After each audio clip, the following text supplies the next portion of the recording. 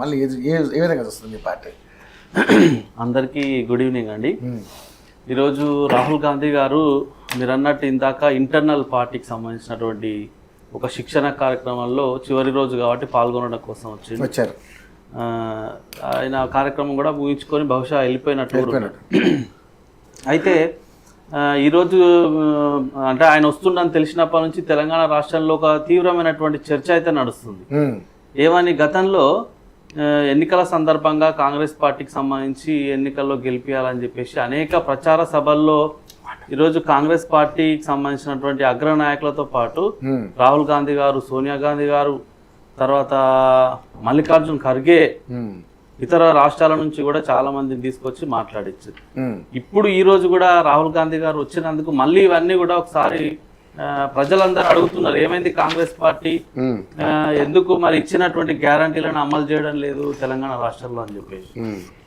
ఇందాక మన నిరుద్యోగ మిత్రులు మాట్లాడుతూ 2 లక్షల ఉద్యోగాలు ఇస్తామని చెప్పి అన్నది కాబట్టి ఇప్పటి వరకు వాటిని నెరవేర్చలేదు ఎందుకని చెప్పేసి అడుగుతున్నటువంటి క్రమంలో వాస్తవం అనిపిస్తుంది. నిజంగా బిష్వాల్ కమిటీ గతంలో ఏం చెప్పింది? 2 లక్షల ఉద్యోగాలు తెలంగాణ రాష్ట్రంలో ఖాళీగా ఉన్నాయి. ప్రతి నెల దాదాపుగా 1000 నుంచి 1500 మంది అన్ని డిపార్ట్మెంట్లలో రిటైర్ అవుతున్నారు ప్రతి నెల. అంటే ఈ 2.5 సంవత్సరాలలో ఎంతమంది రిటైర్ అయ్యారో మీరు చూసుకోవచ్చు. అంతకంటే ముందే బిష్వాల్ కమిటీ 2 లక్షల ఉద్యోగాలు ఖాళీలు ఉన్నాయని చెప్పింది. కానీ ఇప్పటి వరకు కూడా ఖాళీలను భర్తీ చేసినటువంటి పరిస్థితి లేదు. అదే విషయం ఈరోజు నిరుద్యోగులు అడుగుతుంటే వాళ్ళని అక్రమంగా అరెస్ట్ చేయడాన్ని భారతీయ జనతా పార్టీ తరఫున పూర్తిగా ఖండిస్తూ ఉన్నాం. ఎందుకనంటే ఈరోజు ప్రజాస్వామ్యయుత ప్రభుత్వాలలో వాళ్ళ హక్కుల కోసం కానీ లేకపోతే వాళ్ళు ఏదైతే అడుగుతున్నారో దాన్ని స్వేచ్ఛగా బయటకు వచ్చి చెప్పేటువంటి వాతావరణం ఉండాలి. అట్లా కాకుండా ఈరోజు ముందస్తుగా అరెస్టులు చేయడం అనేది మంచి పద్ధతి కాదు. ఇందాక మిత్రుడు మాట్లాడుతూ అరెస్టులు ఎక్కడ ఉన్నాయి తెలంగాణ రాష్ట్రంలో అన్నారు. ఈరోజు పొద్దున్న లేస్తే అరెస్టులే ఉన్నాయి కదా, మనం టీవీలలో వార్తా పేపర్లలో చూస్తలేమా? భారతీయ జనతా పార్టీ ఆధ్వర్యంలో మేము ఏ కార్యక్రమం తలపెట్టినా కూడా ఈరోజు మా రాష్ట్ర అధ్యక్షులు రామచంద్రరావు గారిని ప్రతిరోజు ఇంటి దగ్గర పోలీసు వాళ్ళని పెట్టి బయటికి వెళ్లకుండా చేసేటువంటి ప్రయత్నం చేస్తున్నారు. ఖమ్మం జిల్లాలో దాదాపుగా 600 మంది ఇండ్లను అక్రమంగా ఈరోజు ప్రభుత్వం కూల్చేస్తే అక్కడ దారుణంగా అందరు ఇబ్బంది పడుతుంటే ఫ్యామిలీలన్నీ బజార్న పడ్డాయి, నడి రోడ్డు మీద ఉన్నాయి, తినడానికి తిండి లేదు. పిల్లలందరూ కూడా నడి రోడ్డు మీద పడ్డారు, వాళ్ళకు తినడానికి తిండి లేదు, మంచినీటి సదుపాయం లేదని చెప్పేసి ఇట్లా ఎందుకు కాంగ్రెస్ పార్టీ బుల్డోజర్ ప్రభుత్వాన్ని చేస్తుందని చెప్పి అడగడం కోసం మా రాష్ట్ర అధ్యక్షుడు ఖమ్మం పర్యటన పెట్టుకుంటే ఇంటి దగ్గర హౌస్ అరెస్ట్ చేసిరు, బయటకు వెళ్లకుండా. అరెస్టులు లేవనంటే ఈరోజు ఇవన్నీ అరెస్టులు కావా? తెలంగాణ రాష్ట్ర వ్యాప్తంగా మా నాయకులను అరెస్ట్ చేసిరు, ఎవరిని రానియకుండా కలవనీయకుండా. నేను కూడా మా రాష్ట్ర అధ్యక్షులు హౌస్ అరెస్ట్ అయితే పోదామనంటే నన్ను ఇంట్లోకి వెళ్ళనియలేదు అంటే ఇది పద్ధతేనా? మరి ఇది ప్రజాస్వామ్యంలో ఇట్లా అక్రమంగా హౌస్ అరెస్టులు చేయడం, బయటకోనియకుండా మాట్లాడనీయకుండా చేయడం. సో తెలంగాణ రాష్ట్రంలో అక్రమంగా అరెస్టులు లేవనడం మాత్రం అది కరెక్ట్ కాదు. ప్రతిరోజు అక్రమంగా అరెస్ట్ చేస్తున్నారు, బయటికి వెళ్ళనీయకుండా మాట్లాడనీయకుండా చేస్తున్నారు. ఈ రోజు కూడా భారతీయ జనతా పార్టీ ఆధ్వర్యంలో మేము ధర్నా చౌక్ దగ్గర ఈరోజు రిటైర్మెంట్ బెనిఫిట్స్ కోసం రిటైర్ అయినటువంటి ఉద్యోగుల వాళ్ళ కోసం మేము ధర్నా కార్యక్రమాన్ని పెట్టినాం. అందులో చాలా విషయాలు గతంలో కూడా ఇందిరా పార్క్ దగ్గర ధర్నా పెట్టినాం రామచంద్రరావు గారు ఆధ్వర్యంలో, మా ప్రెసిడెంట్ గారు ఆధ్వర్యంలో. కానీ ప్రభుత్వం ఎక్కడ కూడా పట్టించుకోలేదు. మళ్ళీ ఈ రోజు కూడా అదే విషయం మీద ధర్నా కార్యక్రమాన్ని పెట్టినాం. అరే రిటైర్మెంట్ అయినటువంటి ఉద్యోగులకు 60 సంవత్సరాలకు రిటైర్ అయితే ఈ ప్రభుత్వం వచ్చినాక 2.5 సంవత్సరాలు అంటే 62.5 సంవత్సరాలు అవుతున్నాయి. వాళ్ళకు కనీసం ఇవ్వాల్సినటువంటి వాళ్ళ జీతాల నుంచి కట్ చేసుకున్నటువంటి డబ్బులను, పక్కకు దాచుకున్నటువంటి డబ్బులను కూడా ఈరోజు రిటైర్ అయిన వాళ్ళకి ఇచ్చేటువంటి పరిస్థితి లేదు. ఆ మెడికల్ రియంబర్స్మెంట్ ఇస్తలేరు, తర్వాత పెన్షన్లు ఇస్తలేరు, ఉన్నటువంటి ఉద్యోగులకు జీతాలు కరెక్ట్ గా టైంకి ఇవ్వడం లేదు. 10,000 కోట్ల రూపాయలు ఈరోజు బకాయిలు ఉన్నాయి. ఈరోజు ఎందుకు అంటే తెలంగాణ రాష్ట్రం కాంగ్రెస్ పార్టీకి సంబంధించినటువంటి అగ్రనాయకుడు తెలంగాణకు వచ్చిండు కాబట్టి గతంలో యూత్ డిక్లరేషన్ అని ప్రకటించారు, రైతు డిక్లరేషన్ అని ప్రకటించారు, బీసీ డిక్లరేషన్ అన్నారు, ఎస్సీ డిక్లరేషన్ అన్నారు. అనేక రకాలైనటువంటి డిక్లరేషన్లు ఈరోజు తెలంగాణ రాష్ట్రంలో ఇచ్చి అధికారంలోకి వచ్చినటువంటి కాంగ్రెస్ పార్టీ ఎందుకు మరి నెరవేర్చడం లేదు? 2.5 సంవత్సరాలు అవుతుంది, ఎందుకు నెరవేర్చడం లేదు?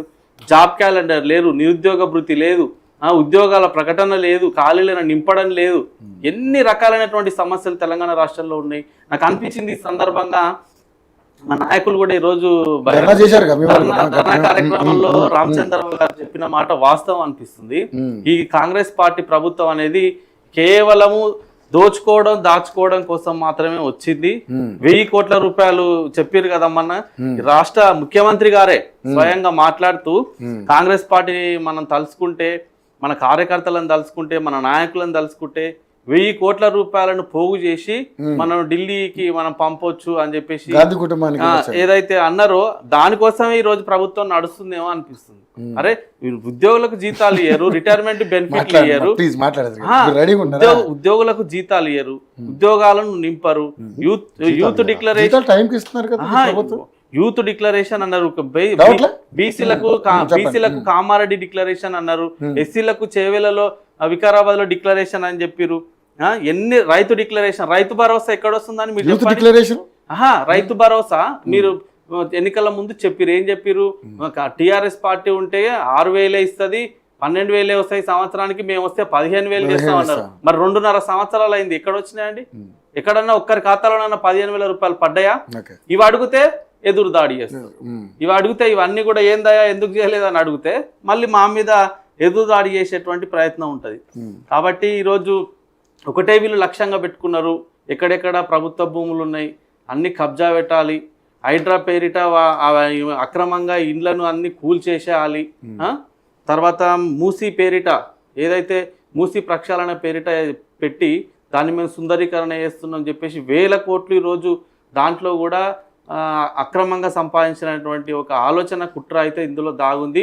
5,000 కోట్లతో ఈరోజు గాంధీ గారి విగ్రహాన్ని పెట్టడం కోసము చెప్పిన వాళ్ళు ఎవరో చెప్పాలి. 5,000 కోట్లతో పెట్టాలనేటువంటి నిర్ణయం ఎందుకు వస్తుంది? ఎవరు చేసిన నిర్ణయం? కాంగ్రెస్ పార్టీ. అన్ని టీవీలలో ఛానళ్లలో వస్తాయి,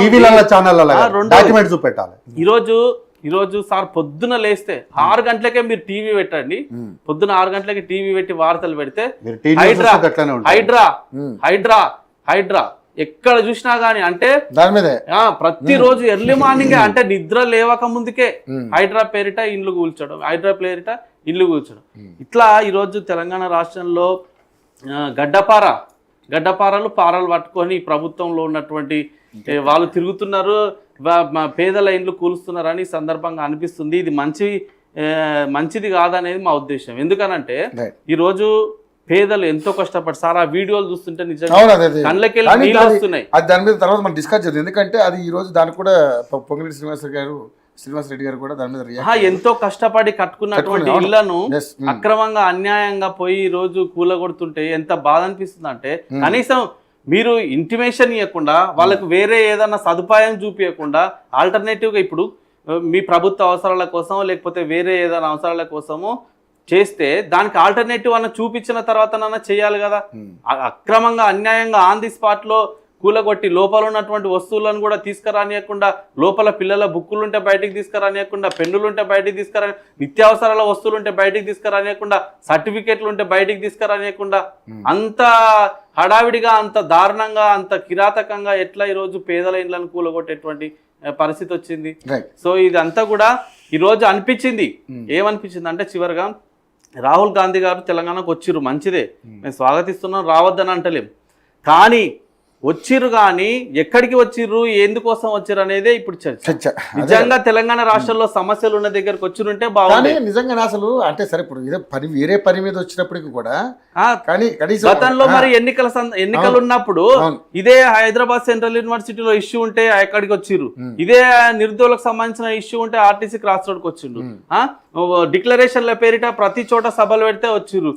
ఇన్ని చోట్లకు వచ్చినటువంటి ఆయన ఇప్పుడు తెలంగాణ రాష్ట్రంలో మొన్నటికి మొన్న నాగర్ కర్నూలు జిల్లా కుమ్మెరలో ఎంత దారుణమైనటువంటి సంఘటన జరిగింది. అక్కడికి రావాల్సినటువంటి అవసరం ఉందా లేదా? నిజంగా బీసీల పట్ల చిత్తశుద్ధి ఉంటే ఇప్పుడు ఖమ్మంలో జరుగుతున్నటువంటి అనేక వందల కుటుంబాలు, వేల కుటుంబాలు నడి రోడ్డున పడ్డాయి, మీరు అక్కడికి పోవాల్సినటువంటి బాధ్యత ఉన్నదా లేదా? మరి తెలంగాణ రాష్ట్రానికి వచ్చినప్పుడు మీకు బాధ్యత ఉందా లేదా అని గుర్తు చేయాల్సినటువంటి పరిస్థితి వచ్చింది. కానీ నిజంగా అక్కడికి వెళ్ళి వాళ్ళకి అక్కడ వాళ్ళు నిరాశ్రయులైన వాళ్ళకి అక్కడ ఓదార్పిచ్చి వాళ్ళకి మా ప్రభుత్వం మీకు అండగా ఉంటుందని చెప్పాల్సిన బాధ్యత అయితే ఉంది. ఆల్ ఇండియా జరగలేదు. రైట్ రైట్ రైట్ మన శ్రవణ్ గారు ఈ రోజు అంటే ఆవిడ కూడా ఎవరు మన కవిత గారు కూడా ఒక స్టేట్మెంట్ చేశారు. అంటే ఆవిడ ట్వీట్ చేసింది,